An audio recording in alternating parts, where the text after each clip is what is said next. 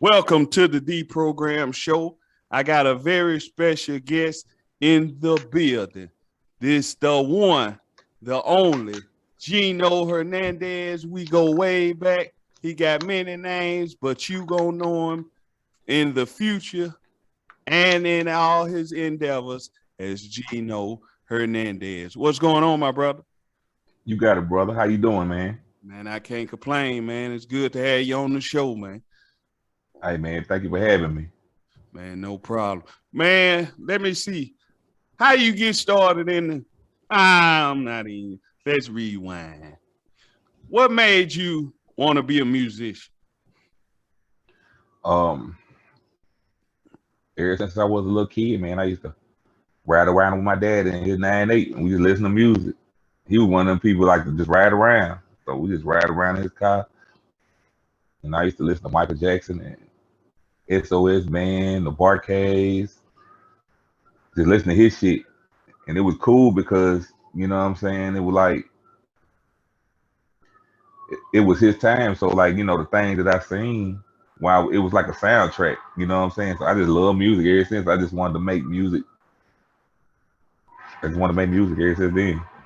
So you said the SOS band, Michael Jackson. So you ain't no rappers. Uh, I mean, yeah, it came later on. It came later on. Okay. Um, it came later on. Uh, Probably about 92, 90, 91, 92. You know what I'm saying? All right, let me ask you this, man. We went to high school together. Uh huh. Why you start? What's up with the singing, man? I gotta ask that, man. I Cause mean, when hold on, let me get this out. When I first saw you, we was in. I think I don't remember whether I was in the talent show or whether it was you. Whether I was just there. But man, you told the talent show down with an R&B song. Wasn't no rapping. You fired that thing up with an R&B song. yeah, yeah, man. I mean, I always love singing, man. Um, but I felt like it was easier. I seen the shift in the game as far as the music. Like I always been watching the music business, so I always watch how like I'm a historian in a sense. I seen how the different genres of music came in and went. You know what I'm saying? Like the doo wop all the way to the 70s with the conscious, the soul music, and then it went to disco, and then it was rock, and rock always been around, but I'm just saying it was like rock was big in the 80s and all. I always seen the change. So even though I could sing, like I just seen that rap was becoming more popular. Like it was more like it was easier to get in the music business if you rap. And I ain't gonna lie to you, bro. I ain't even used to like that shit. You ain't It used to was a like couple. rap. Man. I thought that shit was goofy as hell, man. I used to yeah, it was some songs I liked, you know what I'm saying? Like it was some songs I liked that was my jams, but like I just wasn't really on that shit. Like I really wasn't on that shit like that. Cause Okay. my stepdad and my daddy, man, they listen to like music from the 70s and the 80s. So that's what pretty much was playing in our house. Then it was like the new R&B, like Jodeci, stuff like that. We just listen to a lot of R&B in my house. Okay. I see you also representing the R&B flavor. You got the bad boy on. Hey man, hey man, that's my thing, man. Hey, I'm a whole vibe when it comes to that shit, bro. Like I always, the song that I dropped, the Kast, man, it's more than just paying homage to one of my favorite rap groups. Like it's more like me telling you, like I don't care. I don't care. Like you're gonna talk about me if I'm doing good. You're gonna talk about me if I'm doing bad. So I don't really care. I'm just gonna do my thing. Okay. So what's the name of the project you working on, man? Because you got a few songs which we'll touch into, but as a collective, how you came up with the name with it? Um, right now I'm just dropping singles, but I do plan on dropping an album sometime middle of the year 2022, maybe like the beginning of summer. You know what I'm saying? I'm gonna drop a main event mixtape. You know what I'm saying? You know it's going. I'm just really just testing the waters right now to see what's out there, man. Because it's a lot of people doing their thing, man. I'm just trying to find my lane. Okay. So with the Kast song, what's been the feedback you've been getting from it? It's been great. It's been great, man. Like people always have good things to say about that song, man. I mean, and it's crazy because that out of every song I probably ever did, that song is probably the most special to me for other reasons besides the fact that I'm what I'm saying, I'm paying homage to two of the greats. But it's it's it's satisfying to me that it's getting so much positive feedback because me and my guy, we originally created this song, and he not here, so it's just confirmation that we was on the right track.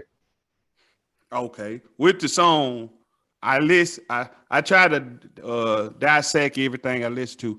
Let me ask you this. It seemed like it was more. I know Big Boy and Andre are on the song. I mean, as far as in the group, but it seemed like the song and the influence was more Big Boy driven than Dre. You got Dre references, but it was more, man, I like Outkast. Well, hey man, Big Boy, my dude. Hey man, Was that the vibe of the song? yeah man, Big Boy. I'm gonna tell you something about Big Boy, man. Everybody talk about Dre. Dre is a genius, man. But Big Boy is just as much of a genius than Dre. Cause I'm gonna tell you something. That man cadence and the flows that he come with and the phrase that he use, man, dude is a god amongst men when it comes to lyrics, man. Like I really wish that people, and I mean, I know they get all the props in the world, but I really wish people would stop dividing the like, man, Dre, because Outkast is Outkast, period. Like them boys came through and killed shit. They put Atlanta on the map. You know what I'm saying? Like they really put Atlanta on the map. It was Cass for the like for the for the young people, for the grown people. It was Cass. They had other artists. They had the little booty shaker scene and shit down there, whatever. But it was Cass who really came through, and then it was Goody Mob, and it was the whole Dungeon family. But it started with Cass. Okay. So, So but yeah, I always like Big Boy cadence though, man. Big Boy, he he cold blooded. so I was spot on the analysis of how I dissected the song.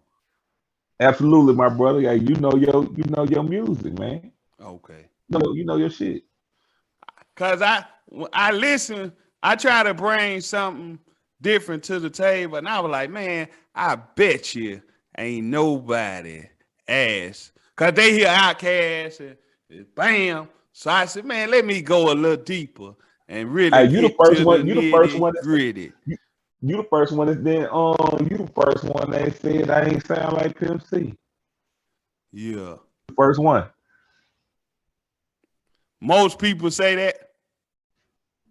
A lot of people say that, man. A lot of people say that, but I was listen, I'm a heavy UGK fan too, though. I'm a heavy UGK fan, especially the pimp. You know what I'm saying? Like I especially the pimp. I'd be a fool or be a liar to say that he didn't influence me. You know what I'm saying? Pimp C definitely influenced me.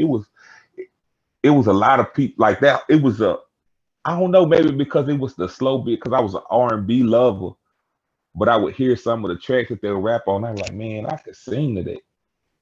You Yeah. know what I'm saying? I could sing to it, like stuff that UGK put out, stuff 8 Ball and G put out, stuff that Tila put out, stuff like that. You know what I'm saying? Like I used to just imagine myself being able to sing something, a hook or something on that song. So that's why I kind of gravitated more. And then I'm from the South, man. So we'll touch on music, and let me say this, we'll touch on that. Cause I'm gonna have you on here. Let me put this out to the people, man. Geno Hernandez will be a regular guest on the D Program show. So this ain't just your run of the mill interview. He gonna have plenty of times on here. He got plenty of stuff to say. We touched on the music, but let's talk about life, man. Cause art does imitate life.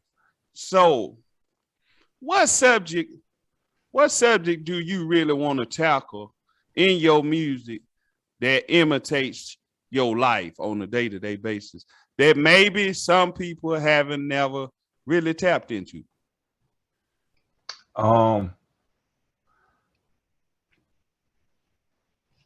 Building your credit, you know,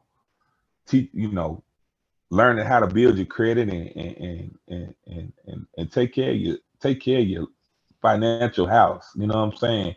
I really want to touch on stuff like that, and you know, it's one thing that I kind of been doing the last few years is studying more on up on the laws, because if you don't know how to move in these streets, then you were just a sitting duck. You know what I'm saying?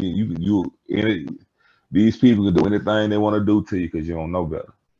You know what I'm saying? That's called being guilty by acquiescence. You don't want to never be acquiescent. Say that again. Being guilty by acquiescence. Yeah. That's basically, you know, if I tell you did something, you don't stand, you don't dispute it, and guess what? You guilty. All day long.